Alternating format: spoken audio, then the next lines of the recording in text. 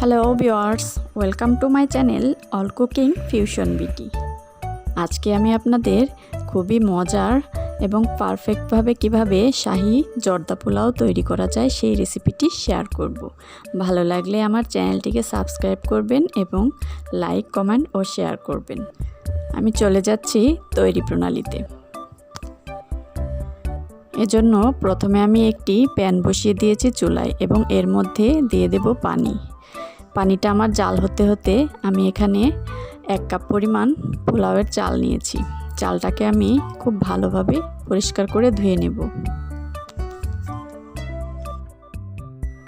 তো চালটা আমার ধোয়া হয়ে গেলে আমি একটি ছাঁকনির মধ্যে চালটাকে ঝরাতে দেব। আর এদিকে আমার পানিটা যখন বলক চলে আসবে তখন আমি এর মধ্যে দিয়ে দেব জর্দার রং। এই রংটা আপনি যে কোনো মুদি দোকানে গিয়ে জর্দার রং বললেই পেয়ে যাবেন। তো আমি এখানে হাফ চামচের মতো কালারটা দিয়েছি, এটা যার যার পছন্দ অনুযায়ী কম বা বেশি দিয়ে নিতে পারেন।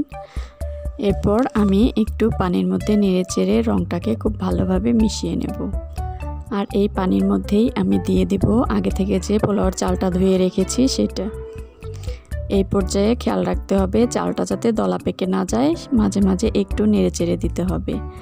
আর আমি এই চালটাকে 90% সেদ্ধ করে নেব, পুরোপুরি সেদ্ধ করব না, কারণ এরপরে আমি এটাকে ভাপে সেদ্ধ করে নেব।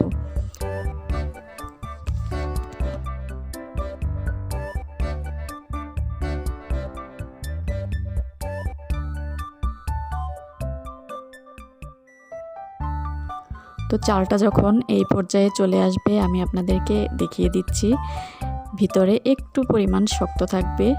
ওই পর্যায়ে আমি এটাকে স্ট্রেনারের মাধ্যমে ছেঁকে নেব। এটিকে আমি একটু ঠান্ডা পানি দিয়ে ধুয়েও নেব, ধুয়ে একটু ঝরিয়ে রাখব। এতে করে এটা অনেকটাই ঝরঝরে হবে। আপনি চাইলে ফ্যানের নিচেও রাখতে পারেন। এরপর আবার আমি চুলায় একটি প্যান বসিয়ে দিয়ে এর মধ্যে দিয়ে দিচ্ছি চিনি। চিনিটা যার যার স্বাদ অনুযায়ী দিয়ে নেবেন। এখানে আমি 1 কাপের চেয়ে একটু কম দিয়েছি, আপনি চাইলে কম বা বেশি দিয়ে নিতে পারেন। আর দিয়ে দিচ্ছি ঘি। ঘিটা এই রেসিপিতে একটু বেশিই লাগে, কারণ জর্দা পোলাওটাতে যদি আপনি শাহি ফ্লেভার পেতে চান তাহলে অবশ্যই ঘি ব্যবহার করবেন এবং ঘিটা একটু পরিমাণে বেশি। তো আমি এই পর্যায়ে এখানে দিয়ে দিচ্ছি একটি তেজপাতা, এলাচ, দারুচিনি এবং লবঙ্গ।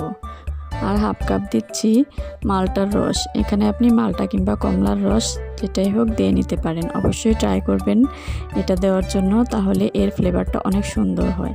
আর এখানে আমি পরিমাণ মতো দিয়ে দিচ্ছি লবণ। চিনিটা যখন গলে আসবে তখন আমি এর মধ্যে আগে থেকে যে সেদ্ধ করা চালটা রেখেছিলাম সেটা দিয়ে দেবো এর মধ্যে।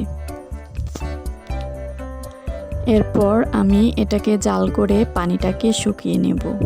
যখন পানিটা শুকিয়ে যাবে তখন আমি এটাকে ঢাকনা দিয়ে ঢেকে ভাপে রেখে দেব 10 থেকে 15 মিনিটের মতো।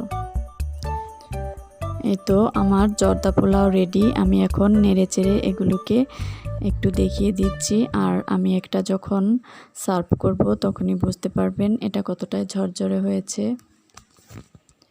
এরপর আপনি আপনার ইচ্ছে মতো ড্রাই ফ্রুটস দিয়ে জর্দা পোলাওটাকে পরিবেশন করতে পারেন।